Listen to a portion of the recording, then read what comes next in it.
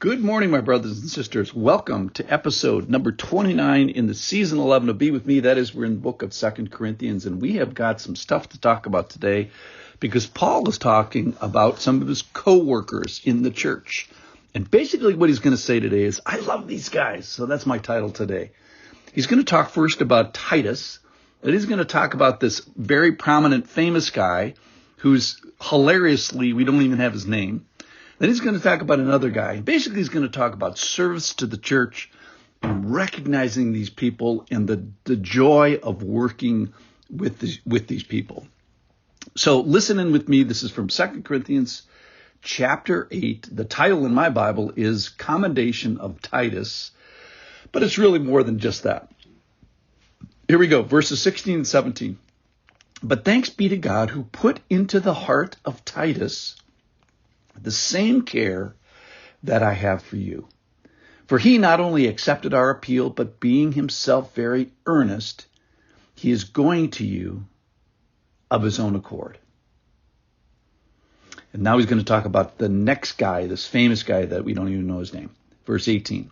With him we are sending the brother who is famous among all the churches for his preaching of the gospel. And not only that, but he has been appointed by the churches to travel with us as we carry out this act of grace that is being ministered by us for the glory of the Lord himself and to show our goodwill. We take this course so that no one should blame us about this generous gift that is being administered by us. For we aim at what is honorable, not only in the Lord's sight, but also in the sight of man. Now he's going to talk about another guy. And with them we are sending our brother, whom we have often tested and found earnest in many matters, but who is now more earnest than ever because of his great confidence in you. And finally, he's going to go back to Titus here. As for Titus, he is my partner and fellow worker for your benefit. And as for our brothers, they are messengers of the churches, the glory of Christ. All right, so we see in this passage these people who are doing stuff, but the main point of the passage, I think, is this thankfulness and appreciation for other Christian witnesses, and we're gonna ask the question at the end is, who is it that you have seen something special in their heart? So Paul is describing in Titus something that is in his heart. But thanks be to God who put into the heart of Titus. So who is it in your church that has this heart of gold? This has the heart of service, or the next guy is going to talk about has this heart of teaching, or maybe other things that aren't particularly mentioned here, but the corollaries are appropriate. Maybe a heart of endurance, or maybe the heart of wisdom. Titus here has this heart of care. Or maybe who have you seen the heart of sacrifice? The point is that God is doing something in other people, and being in the church and being in service helps us see what God is doing in other people. That is, we see the hearts of other people that is otherworldly and remarkable. And quite frankly, it's just downright encouraging. So my encouragement to you is put yourself in a place, in a position where you can see this in other people.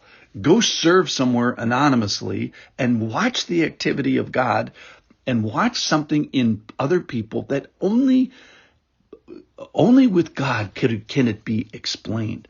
And you're going to end up then thanking God because of what he's doing in other people. All right, second thing here now is we get the second brother who is famous, which is so funny. He's famous that his name is not even mentioned. And isn't that just classic? That being famous in the church often means having people not know your name.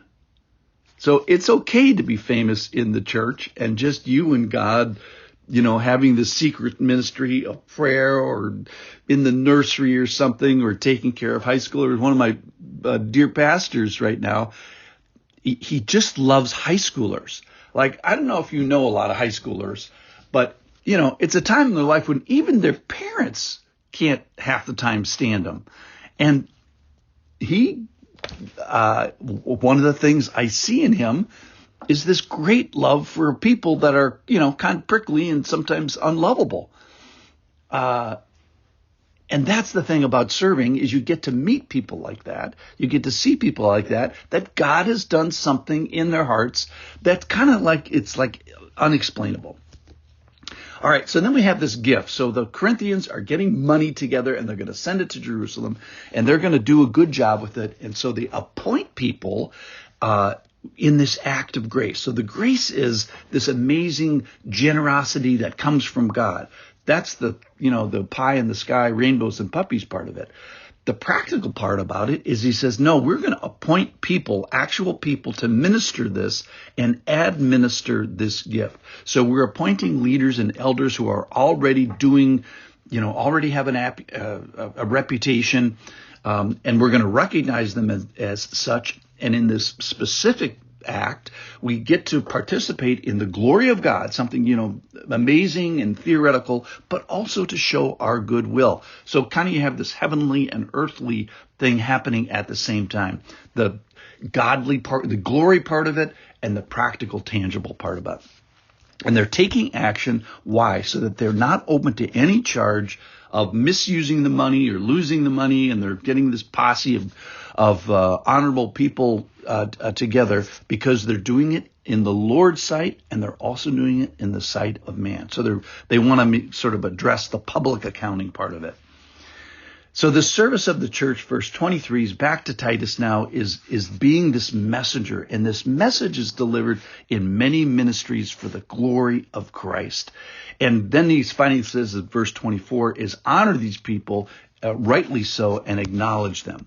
So my charge today is, number one, get thee to a church. Get thee serving in a church. Get thee serving, and maybe even in the secret places of the church. That's the best place to serve.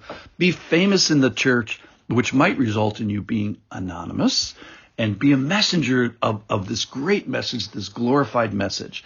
Find a people of God who God has put something into their hearts, that they've been tested over time, they've been on the front lines.